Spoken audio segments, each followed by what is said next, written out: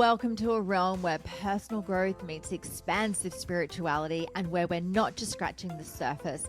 We're diving deep, widening our perspectives, and having a darn good time doing it. This is the enLIFEned podcast, and I am your host, Jen Hamilton. You'll enjoy an infusion of motivation, empowerment, and inspiration that will resonate in every aspect of your life. Expect captivating stories, heartfelt musings, and my own personal experiences. But that's not all. I'm bringing awe-inspiring individuals to the table, so get ready to meet some remarkable souls whose wisdom and stories will leave you spellbound. No topic is off limits here. Brace yourself for raw authenticity, unfiltered vulnerability, and yes, the occasional splash of explicit language. We're delving into the realms of the esoteric, mystical, and the woo-woo, unafraid to explore the extraordinary. So if you are ready to venture beyond the surface, to explore the depths of your soul, and to awaken the magic of life, if your heart says yes, then hit that play button and let the enLIFEned podcast guide you on this remarkable expedition.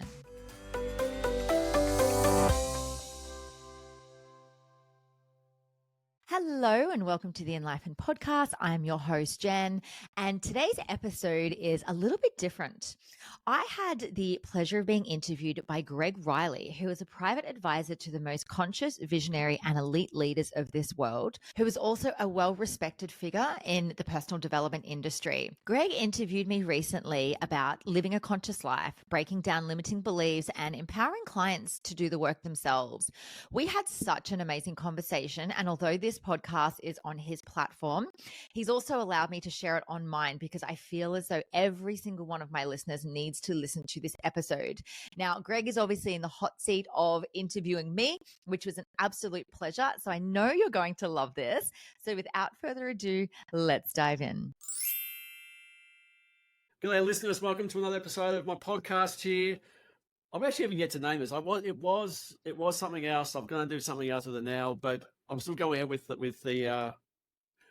the interviews because I've got a very special guest today. That's somebody who keeps popping up on my Facebook page, and I keep going, "Gee, she's doing some great content." Gee, she's actually, I like the cut of her jib because she tells it as like I tell it, truthfully and direct, and no bullshit. So, Jen Hamilton, welcome to whatever I want to call my podcast. Thank you for coming on. Appreciate it. Thanks for having me, Greg. Can we name it? Can we get a name sorted? Like Greg Riley Rambles or like Greg Riley Rants? Or... Oh, that's something. Yeah, I used to have one with my business partner, but we're doing different things now, so it needs to be something different. I'll sort it out. Yeah, it'd be nice to solve world peace tonight. You never know. Tell us a bit about yourself, because I've seen you pop up a bit, and I was like, "Gee, that's a great comment. Gee, that's fantastic. Gee, I love that. Authenticity. I love how you stand in your power, which I don't see a lot of these days with people." And I, it sort of just went, "I've got to interview you because I think there's something in my audience that, especially because most of my clients are female, that they can get out of some of the stuff that you do." So tell us a bit about yourself and how did you end up in this intuition, spiritual aspects, because I know your history, but how did you end up in this place? Oh gosh, I mean, look, we've got to keep it to a minimum amount of time here, so we won't go deep with it. So I call myself a conscious life coach because, yes, I've done the life coaching stuff, but for me, it's all about living a conscious life. So I did my training in clinical hypnotherapy, strategic psychotherapy, NLP masters, lots of different energetic practices as well, and so that's all come together because I've got a flair of spirituality, but I've really stepped into a space of I can't stand the bullshit of life coaching, and I can't stand the bullshit of spirituality and the fluff that comes with it. And so for me, living a conscious life is just having this deep inner awareness of self, the awareness of, the earth that we're walking on, humanity, and grabbing life and just living life to its fullest, and there's so many, conditions and limitations and these belief systems that we are, encoded by. And so what I'm here to help people do, Greg, is, break down all of the shit basically that's in their head that's keeping them stuck so that they can realize, what is out there for them, who they are. I help people find themselves. I help people remember who they are. So where would you say people are stuck the most? Like, what's the stuck? Because I get that a lot. Like, Greg, I'm just stuck. Where is the stuck? Because I think it leads to a very important place. Like, where is this that people find themselves stuck in life? I always bring it back to our beliefs. You know, it's all about our belief systems, the way our subconscious mind is programmed. Where, you know, as you would know, from the ages of 0 to 7, we're in a Yeah, theta brainwave. We are sponges. We're absorbing all the information of the world coming in. Age 7 to 14, we're solidifying those beliefs. And then we're carrying all of those views of the world into our adult life. And whatever it was that we were, you know, witnessing at those prime years is how we were viewing the world. And we didn't realize, you know, all of the conditioning that was coming in, all of the movies that we watched that programmed who we are, the music that we listened to and sung along to yeah, that made us believe about, you know, relationships and love and heartbreak and all of this stuff. Like I always reference the movie Grease. That was my favorite movie growing up, yeah. and I can say it line for line. But I also noticed as I was growing up, I took up smoking cigarettes to get attention. I changed my looks because I believed that, you know, it's what boys wanted, you know, that you Yeah, had to be part of the cool group to yeah, fit in. And that's just one example. And then if we look at what happened, you know, in our family systems, you know, what happened in our parents' relationships and in our family dynamic, we take on board all of their beliefs and all of their conditioning as well. And so the stuckness that people experience is all of these deep seated beliefs that we have that because they are subconscious, we don't have readily access to them.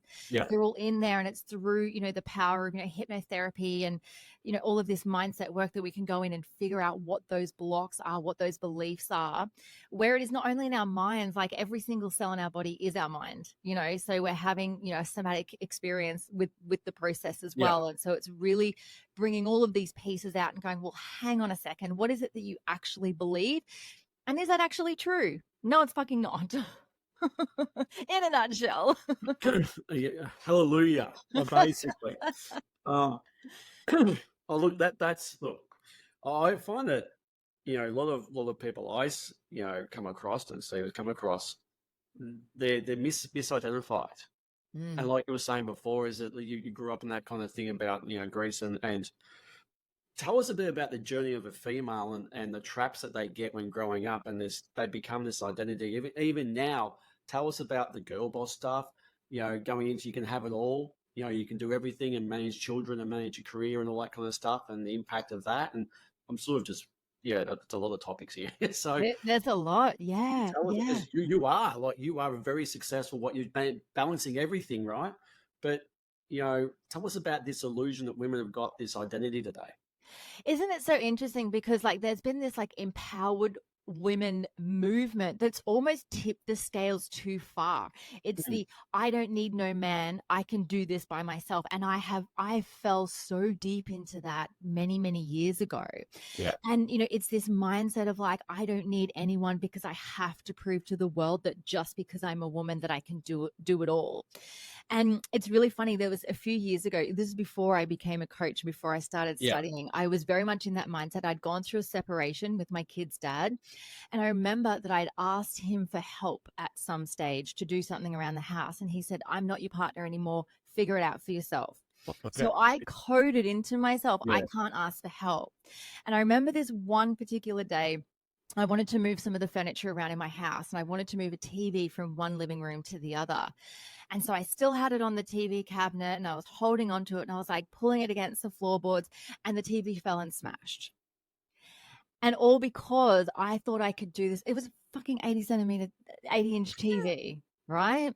Really Because I hard having thought two that I people. could, I thought that I could do it myself because I Yeah, had, first of all, I was asking the wrong people for help because I had people in my life that if yeah, I had asked them for help, they would have said yes, but I was going to essentially the wrong people, you know? yeah. And so, you know, from there it was like, oh, see, you know, I have to do everything on my own and I'm all by myself and woe is me. And then it was like some of the music that we were listening to, it's like, oh, empowered women and this and the girl boss movement became so far extreme. And so for me, it's been realizing that, hang on, I get to decide what I am as a girl boss. You know, I am the girl boss that rests, that nourishes myself, that, you know, flows gently with ease, that, you know, asks for help, that doesn't have Mm, to do it all on her own. I don't have to live my life feeling as though like I have to push men away, especially, it's this there's this rise of women that think, that we don't need men. And I think I think it's gone too far, way too Mm. fucking far. Tell us about, because in that mode, you've kind of got women who are now more in their masculine or more in their headspace, and you obviously would see a lot of people. Tell us about, is there a disconnect when women sort of just, like you mentioned before, about somatic stuff, and I know you do a lot of tantric stuff as well. Tell us about what you find with women just reconnecting in that space. Yeah, so women have lost themselves because, especially what we've seen a lot is a lot of relationships breaking down, and so Yep. women have had to take on the role of mothering, sometimes doing, the fathering as well, Yep. having to take everything on board. But also, like, let's look at the cost of living. Let's look at, the prices are rising. The woman is, in most family dynamics, has had to go back to work. Yep. So she hasn't been able to be in her feminine, to be Hmm. the mother, to be the nurturer. She's also gone out to be the supportive breadwinner or the solo breadwinner as well. Yes. And so, there's this disconnect from, family life and nurturing and nourishing. And then that's happening. So, women that aren't respecting their cycles of life, their own personal menstrual cycles, we're not designed to be on the same cycles that men are. And so that we're disconnected from our pleasure, we're disconnected from our intuition because we're just in this go go go mode. But and it's this it we can't help it at the best of times too, because like I said, the cost of living is there.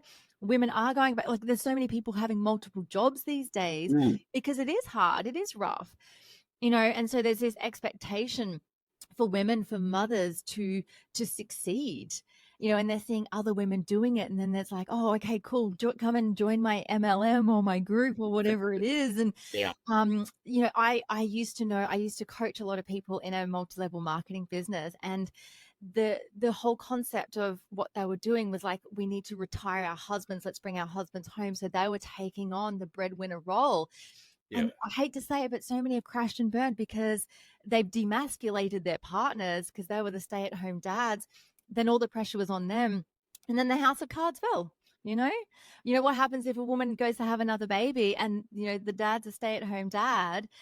And, there's all these expectations and all these like desires to succeed and make more money and have the stuff and the things that we just kind of like forget who we are along the way, So who is that?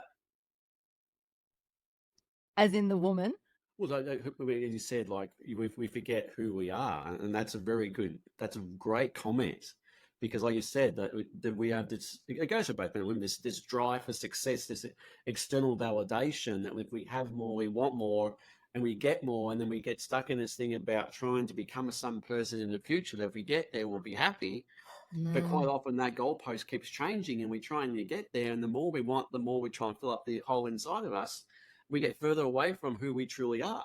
Yeah, yeah, and it's the remembrance of self. So for me, it was coming back and realizing, what is it that truly lights me up in this world? Mm. What do I actually want? Not what society wants from me, not what my clients want from me, not what, the collective wants from Yeah. women. What do I want? And am I incorporating enough of that in my life to feel as though, okay, I've got this, And so Yeah. for me, success is about having a balanced nervous system, you know? For me, it's about adventure and play and pleasure and, all of these things that can coexist with being a girl boss, with Yeah. success, in the traditional sense. But it's also discovering, what my values are and living in alignment with those. Because the thing is, like, that's a question that, I ask my clients. One of the things is, who am I? Who are you? And a lot of them just got no idea. They'll just list up Yeah. the things like, well, my name is this, and this next thing goes, oh, this is my career, Yeah. right? And then it's like, okay, right, and then I go, well, but that's what you do. That's not who you are. And they Mm. go, who are you? Well, I'm a dad. No, that's what you do, right? And it gets to the point where they don't know. Yeah. Yeah. My favorite quote, the favorite thing that I say to myself is, I am, it is. Mm. Because it's all of it and it's none of it, you Yeah, know?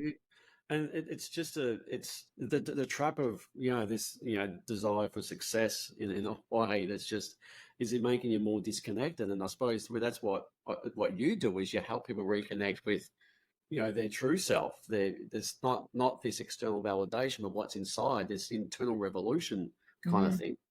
Yeah, yeah. And it's such a journey to get there. Not only to get there, but to hold it in there as well. Because Yeah, then life continues to happen. Yeah, it's all well and good to, get your head in the bucket, in an ayahuasca ceremony, or, lose yourself in breath work and find, the fragmented pieces of yourself and put them back together. But it's really about, integrating that into your life and, doing the things that yeah. constantly remind you who you are and, being the embodiment of that. Mm. And that's sometimes hard because you jump back into society, and it does take courage. Like, for someone to actually go down the path of employing you as a coach, does take sheer guts. Yeah. 'Cause I've got an idea what you do, and it's pretty on. It's not common, right? It's Yeah. not, you're not going for hypnotherapy, you're not going for NLP. It's pure presence. It's Yeah. purely just you and the person. There's no script. There's no NLP techniques. There's no, and we'll get on this thing about, we did talk about this beforehand. Jen and I, we're very much, there's a lot of shit out there, Yeah. A lot right? of fluff. But it takes unique talent. And I think that what you can't teach is the intuition part, which is probably what you've got in spades in a very big way, that you can just sit there and be present with someone and go to the right space, but to help them open up, because to go and employ someone like you takes so much guts, because you are not like a normal coach. No, and thank you. I appreciate that. Yeah, I mean, look, I have the pieces of paper, and Mm. I don't see people for, general hypnotherapy. I don't see people for wanting to quit smoking, lose weight, anxiety, all of the general stuff. I don't help people and, Yeah. just for accountability and like mapping out certain things. There's so much more to that, and I even have that as a disclosure on my website now. I'm not the coach for you if that's what you're after. I'm simple as that.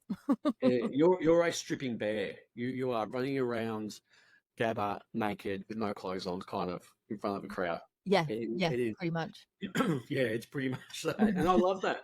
But and I want to ask you, from, because I see this, the other side of the thing is that there's the men who need healing as well too. And there's a lot of stuff these days about toxic masculinity, men of violence, and all that kind of stuff. And obviously there is a portion of the population that has some issues and has some mental health issues, and that's a whole other discussion that people can't get in to see mental health experts these days because they're all packed out.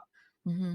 But I think men are getting a bad rap these days as well too, because there are so many good men out there, but we're not nurturing those guys and saying, they're our champions. We love those guys who are our champions, who want to be that kind of. But all we hear in the media at the moment is this: men are horrible.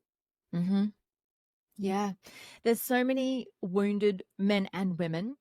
And it's Mm. the wounded women that are now, we're seeing it so much in the media. There's a lot around domestic violence at the moment. And yes, there are women being killed in that environment. And like that is a separate discussion.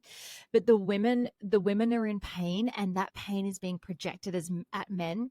And it's like all men are predatory. All men, we're classing them as unsafe. All men are this. And it's like, hang on a second, we couldn't do this without men. I love men. I value men. Like I have so much respect for the man that stands up and does the work, and that, there has been, for so long, men aren't allowed to show emotions. Men don't cry. Men this, men that. Hang on, let's just put all of that down. Like they're human as well, with hearts and souls, and there's just so much. There's so much wounding on both sides, Yeah. and the whole girl boss movement, the whole empowered woman, does not mean that we don't need men, and this is what I'm so frustrated with seeing, because like men have feelings too. Men need to be Mm. loved and adored and respected and honored for who they are and what they do, and we need to start changing this narrative very quickly. What happens to a man who embraces the spiritual aspect of life? Look, to me, I love this. So spirituality, to me, spirituality is, first of all, whatever the fuck you decide it to be, Correct. right? Yep. And for me personally, Greg, spirituality is my connection to self and my connection to source, my connection to all things. That is Yep. my version of that. Yep. When men start to embody that within themselves, whatever that looks like for them, whether it's God, universe, whether it's just know thyself, it is that awareness of self. And so when men have that awareness for self, that is their journey inwards as well. Bigger And game it's a changers. beautiful It thing is. for a man to go inwards. It is literally a game changer. Yeah. Like I've seen so many men in these powerful CEO positions, right?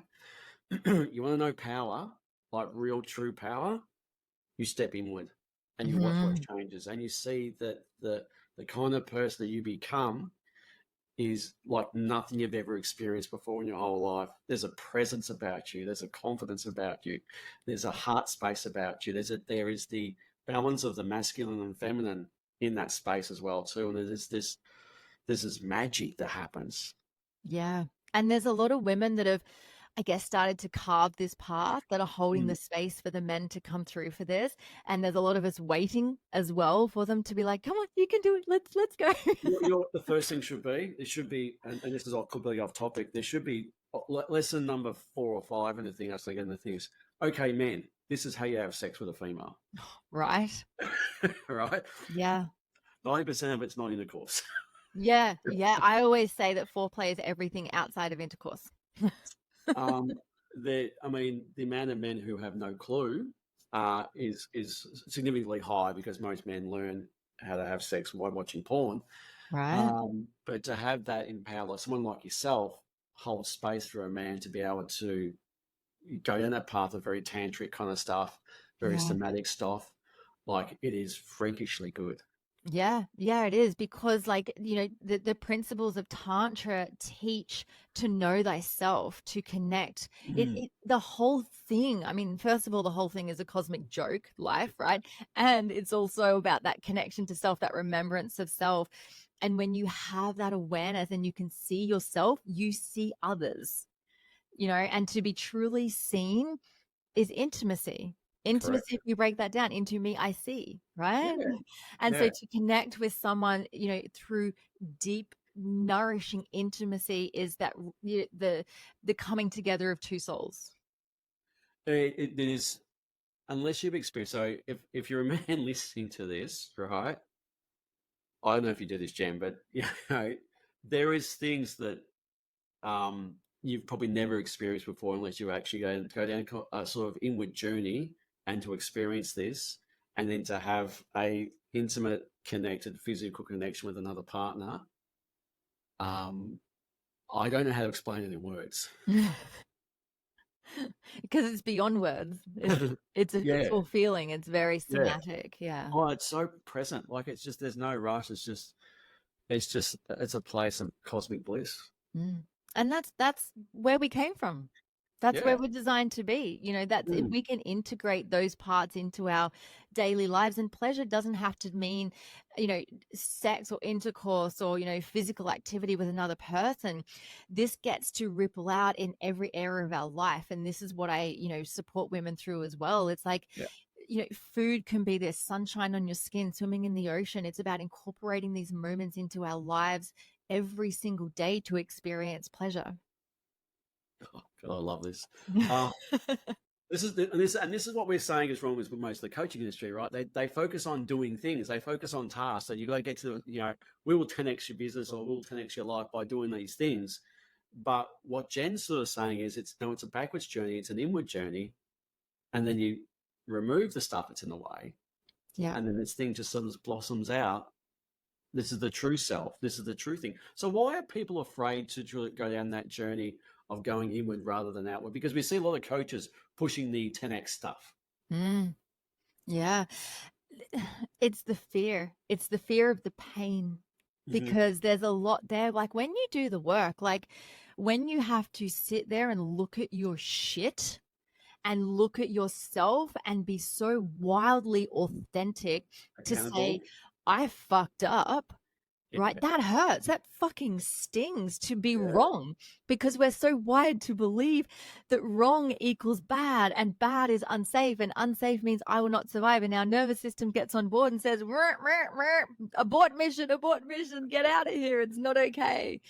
So it's our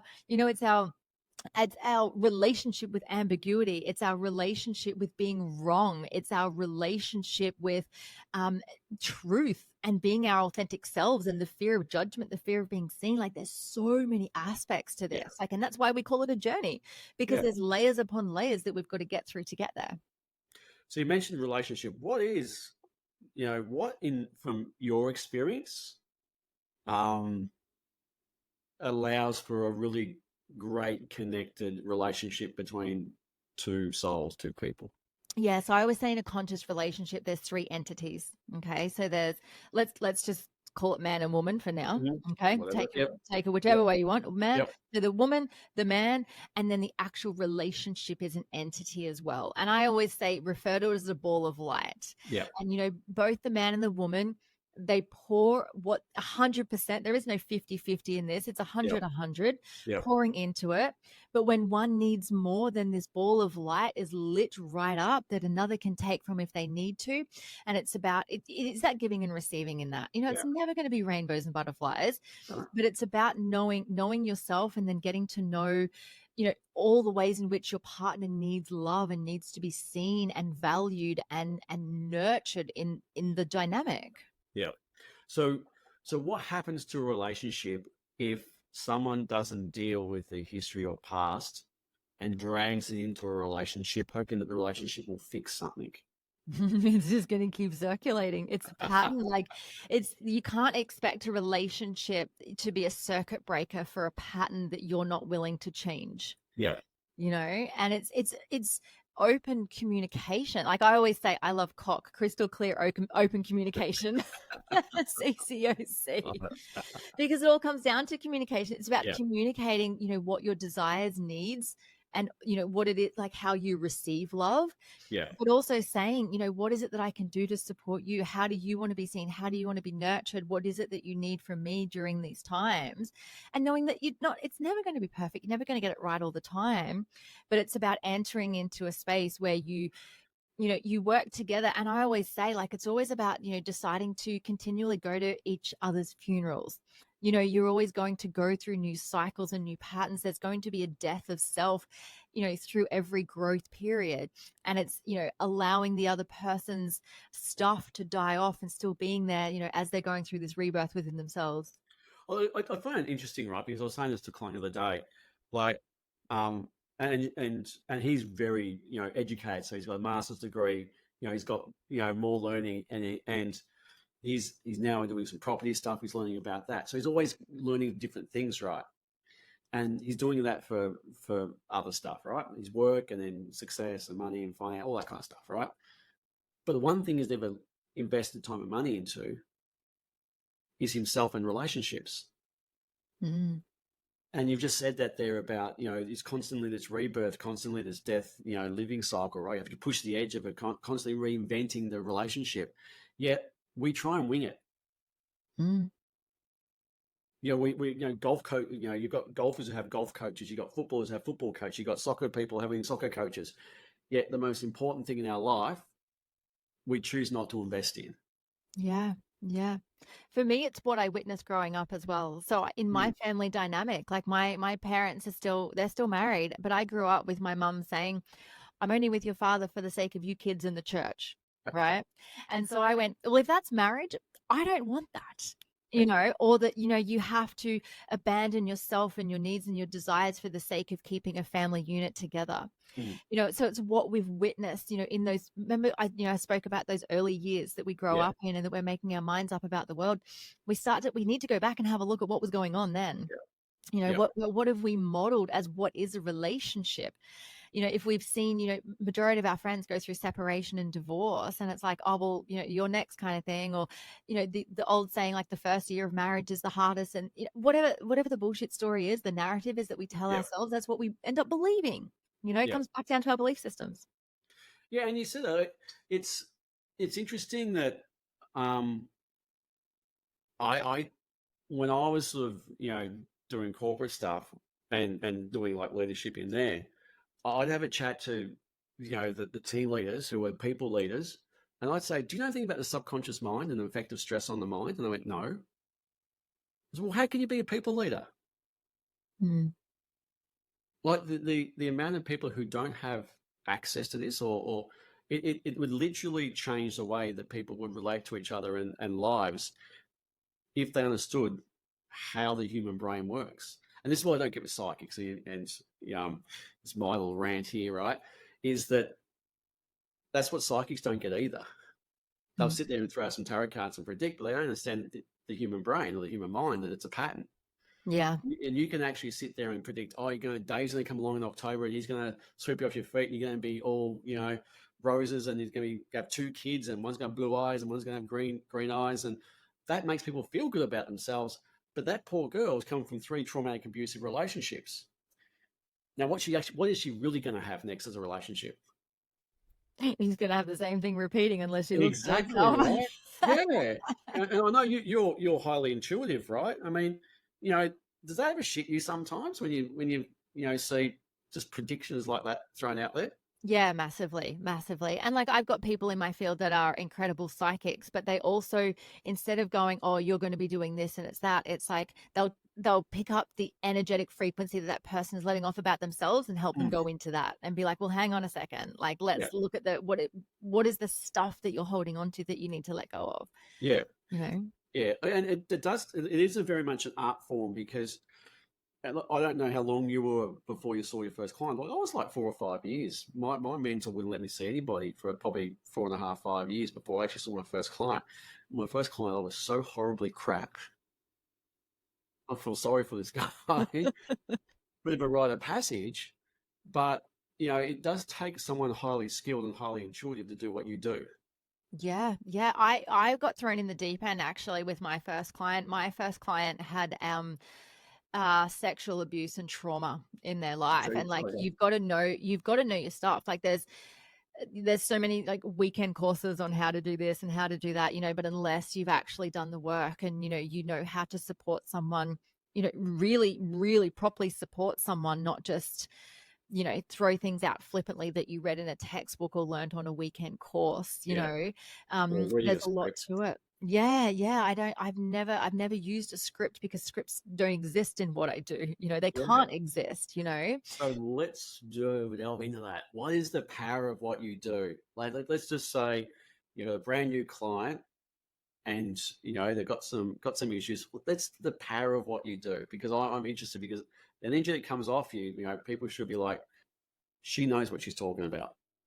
Yeah, yeah. Well, so I always start, what is it that you want to work through? Tell me about that. What is it that you have to believe about yourself in order to have this experience? So what does it look like to go inwards? Like, what is the story? Like, what is the narrative that you're telling yourself, and how long has that been there? How did you get to that point? I do this amazing program that I came up with this modality. It's a belief reconstruction. Yeah. So we take the belief, we understand what it is, we break it down as to like how it served them, where did it come from, Yeah. what is it that they might lose that they value if that belief was to change, because Yeah. sometimes we're holding on to things so tightly because it feels good, or that we're worried that we'll lose out on whatever it is. And we pull it apart and go, well, hang on a second, now that we've fragmented it, what do you want to believe instead?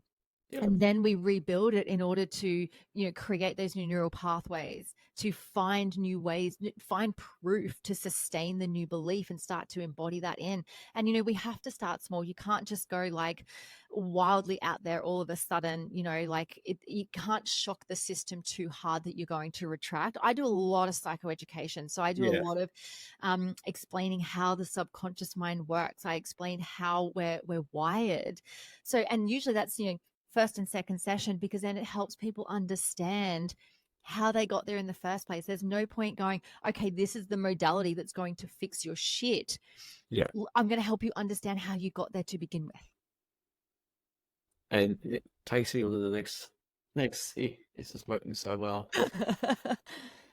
The people who come to you and say, please take it away for me. I'll say I'm not the person for you because I can't do that. I'm sorry. I can show you how to do it for yourself, but I'm not that person. It's common though, isn't it?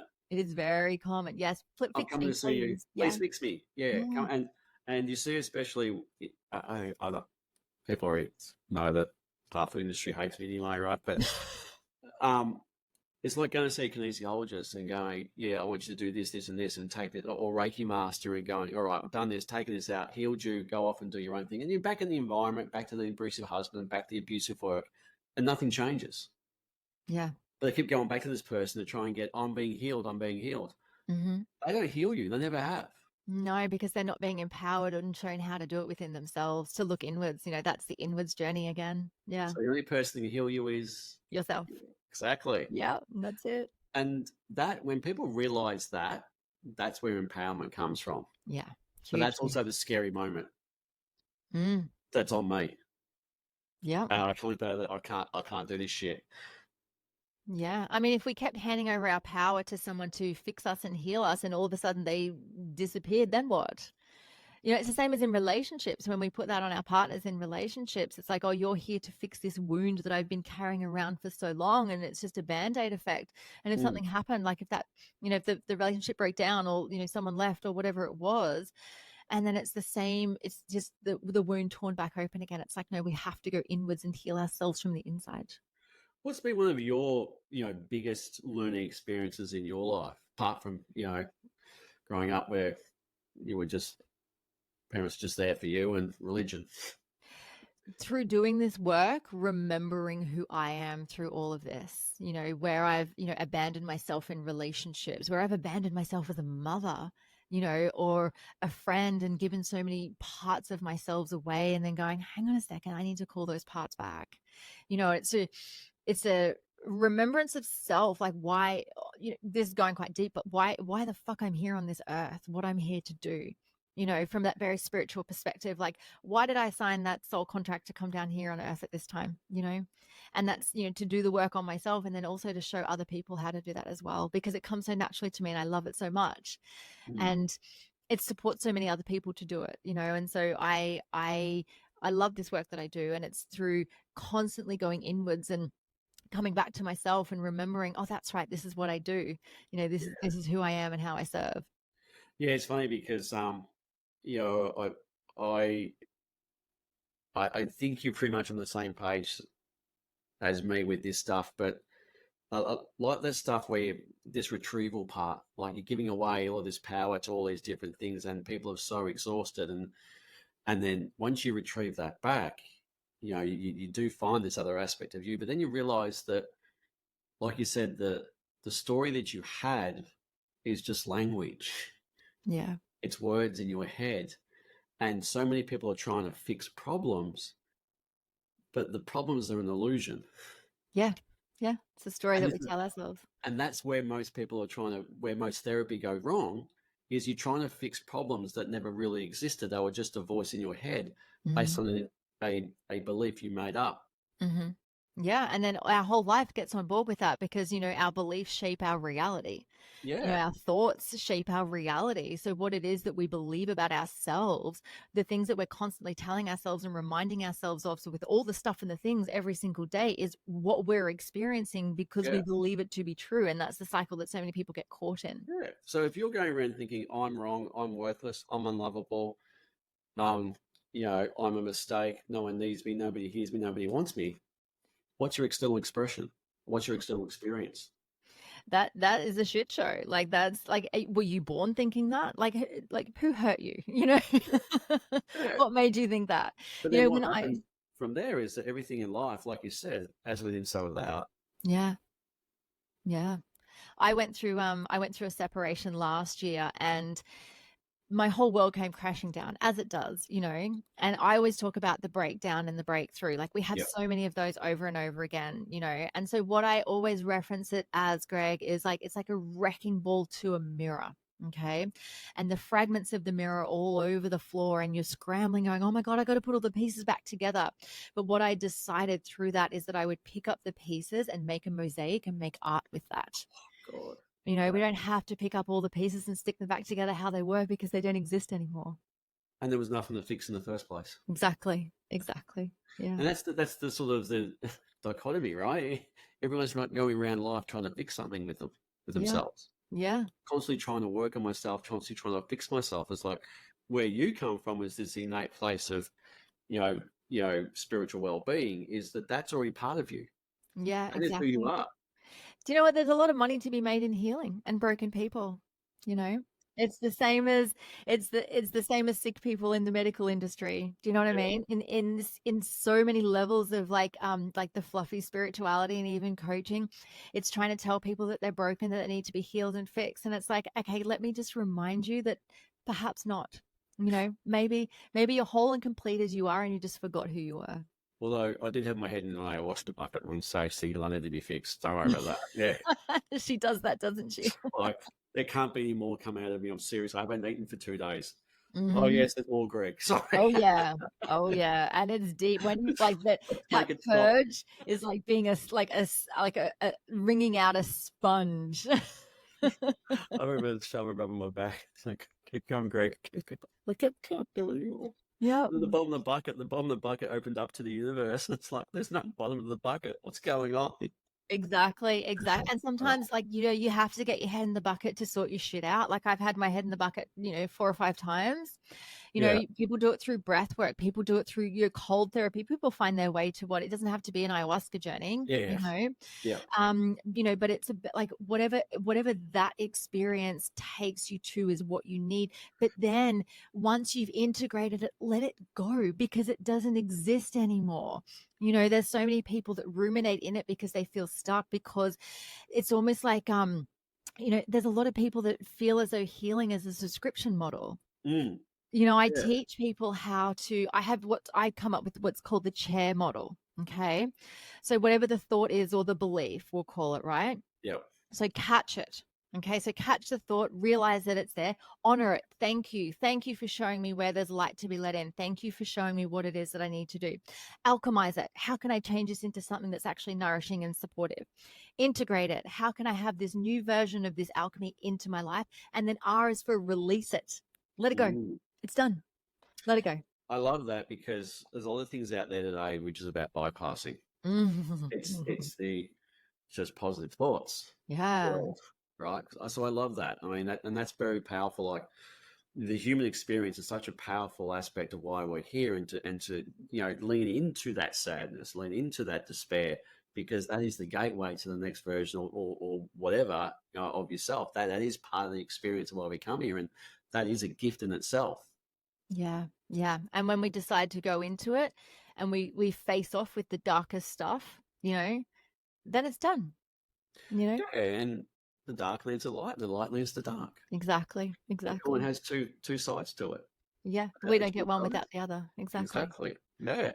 It's such a powerful thing. And this is why it's so different to standard therapy, right? This is why I wanted to jump on you, because you heard many people ramble about this stuff for God knows how long.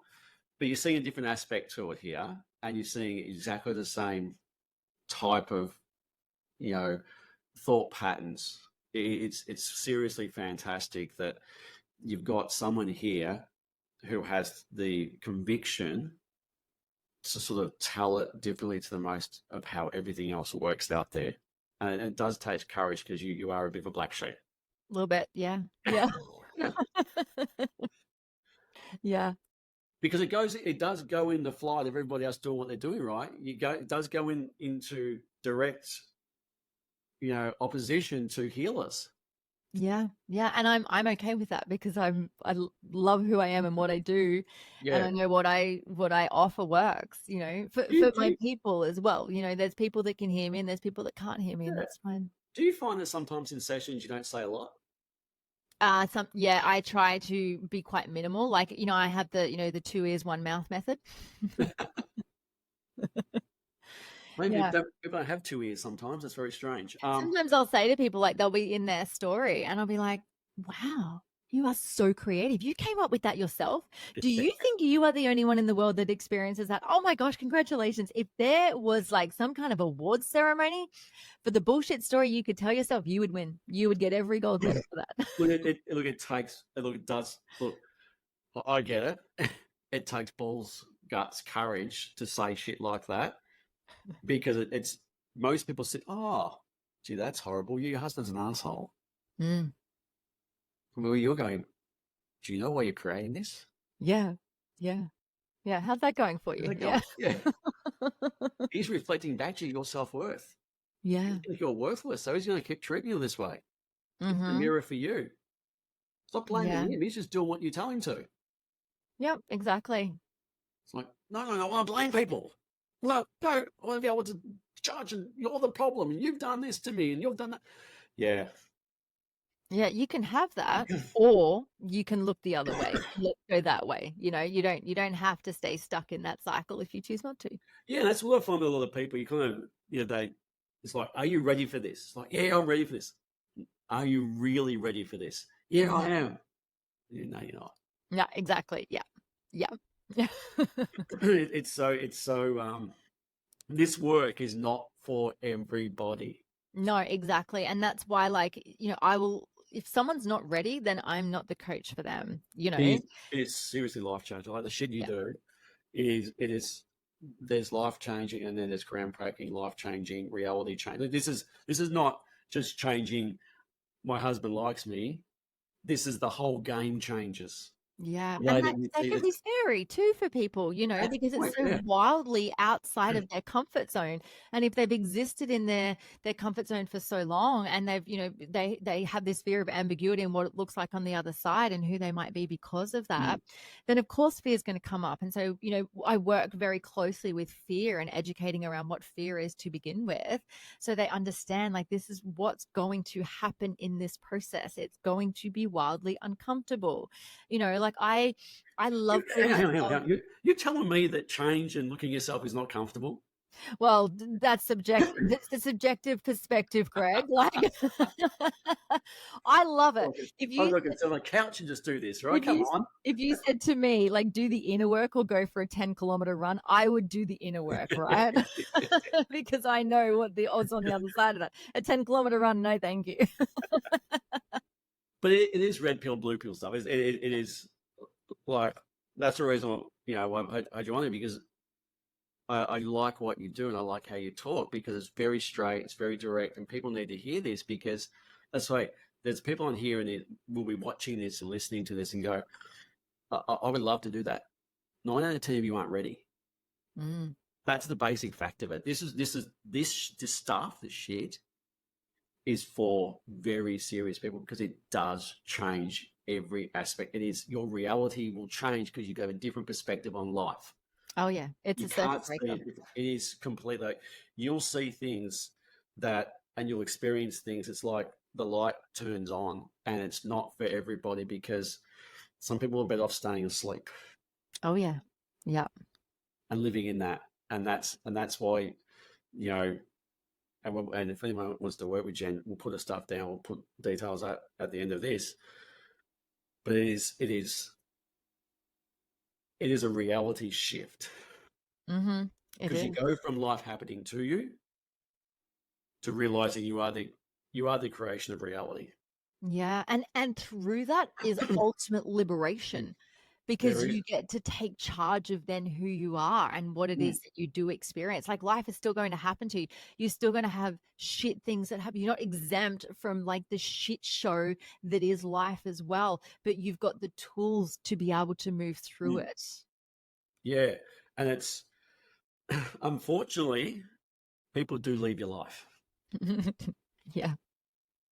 and that's why I think some people are afraid of sometimes, is that sorry, is that it will change aspects of people's relationships, and that sometimes holds people back, because it's like, well, I can't leave these people around me, even though they're holding them back, Mm-hmm. because once you shift into that place of your innate power or innate being, you will not deal with that shit anymore. Exactly. And the thing is, like, we are energetic beings. So let's talk about it in the space of frequency. So we're all, vibrating at a frequency, essentially. When you go in and do this work, you are going to change frequencies, and it's going to be, say for example, like the Nova radio station, right? I Yeah. can tune into Brisbane 1069 and I can hear that station. right? I can't tune into Nova in Melbourne and pick up what people in Melbourne hear because it's on it. All I would get is static, Yeah. right? Because the frequency is different. Right. So when we go through this growth work, our frequency starts to shift and people can no longer hear us. They will hear static. It just doesn't, we don't align anymore. And for some people, it gets very quiet because they're like, hello, is anyone here? I've lost all my people. And then like there's this beautiful space that's now open for people that are at that frequency, that are, coming from that same authentic, open, nurturing place that you found yourself at. Yeah. Sorry. um, it is liberating, but it's as scary as all hell. And like you said, the frequency side of things is, well, we haven't touched on that too much, which we'll do another episode. Is a major part of understanding how you operate as a human being, or just the vessel you incarnate. You just rented this body. But people, when they start to travel down this path and understand the spiritual aspects of life, about that you are energy, you are consciousness, that this whole thing is a game. Yeah. Or made up. Yep. Right. All of it. And then you just kind of you still step back and you go, oh, okay, right. It's a different. You have this different aspect, and there's a freedom in it, and that's what I think I want people to understand, is that this is not Jen going, let's have unlimited wealth, let's have the top relationships, let's have whatever we want to have, because that's still stuck in the three-dimensional ego structure, right? What you're offering people is actual freedom. Yeah. Yep. The freedom to think, the freedom to be, the freedom to Explore, live this life, I'm certainly not chasing enlightenment, because to me that means like game over, we're done, I want life. I want all of the aspects of life so that I can learn and grow and feel while I'm here. There's a great 3-part mini series on Gaia called Samadhi, and it's really interesting because they talk about that the people who are trying to attain enlightenment or attain Samadhi, or trying to use a tool or a practice to try and gain somewhere, that in itself is the construct and the barrier to your own presence. Yeah. And it's like, I'll touch on this very briefly because obviously, we're in the third dimension. There is so much buzz around the fifth dimension at the moment. 5D this, 5D that, right? And a lot of people talk about ascension, ascending, rising. Yeah. And if we look at the 3D plane that we're on Earth, we are here with time and space, and beyond this plane, time and space doesn't exist. So there's no such thing as ascension. For me, ascending is actually a deeper awareness of inwards. There's no going up, there's no above. Like it's the inwards, it's the understanding that, and that to me is consciousness, that inner awareness, that constant levels of knowing thyself. I knew I had to interview you because it's just spot on. That's perfect, because like you said, everyone's trying to search it's this ascension model, which showing you, which is reinforcing now that you are not enough, that you are not who you are, which is not your spiritual being, that you are not worthy. You need to ascend to a certain place to gain this, to attain that, and then when you attain that, and there's the problem, there's the shit that doesn't work. And a lot of people are making a hell of a lot of money from it, saying that there's certain codes for wealth there, and that there's this and there's that there, and I'm just like, fuck off. Have you DNA activation yet? Oh, my DNA activation. I'm pretty sure that happened like at conception. I've got to go and get mine. It's like a 6-monthly blood test, or 12 months to go DNA activation, so I get unlimited wealth. Right? Wealth codes. Because people they want to be able to this unlimited wealth without doing anything, and if someone does this and activates a DNA code, they can sit on the couch and become wealthy. Go for it, but you're gullible as all hell. Exactly, because the ones that are making money from it are the ones that are trying to teach people how to do it, and it's just like, yeah. Oh, and I saw one on Mindvalley. There was a chick on there, and look, I get what she's saying. Like, I get that, because she's very, very well known, right? So all she has to do is put a post out, and all of a sudden she'll have thousands of people, and you go, "Oh, look, I've got unlimited wealth." Yeah, of course you have, because you've got a massive following. You tell that to someone to sit there and do a 4D meditation, and all of a sudden that person's got clients coming in their door. No, right. not going to happen. But And then people, you think that you're innately there's something wrong with you if it doesn't happen for you. It's like, what they tell you that. I'm Yeah, blocked. I'm yeah, blocked. I can't, there's something wrong with me. I have to fix this. Again, we're back into the subscription model of healing and mm, ascending. And yeah, yeah. I'm so over that. It's nothing to do with your business model. In fact, you've got no, that how you want to work with it at all. Anyway, There's no structure or strategy to your business, but go and meditate and think that that's what brings them all in. Yeah, totally. God, we've just upset 90% of the population. Well, Not even sorry about it. all right, the time is up. Jen, we are definitely going to have more discussions on this because we could probably bag a few more people. But what I want people to come out of this is the essence of what Jen's saying is that there is power in what she does. And it is the way to get, I suppose, access to yourself in a more deeper way. This is the path that everyone's looking for. And there's very, very few people around that I know who do this. Most people teach the other way of fixing problems and trying to attain someone in the future. What Jen is doing, very, very few people do. And it is access to freedom.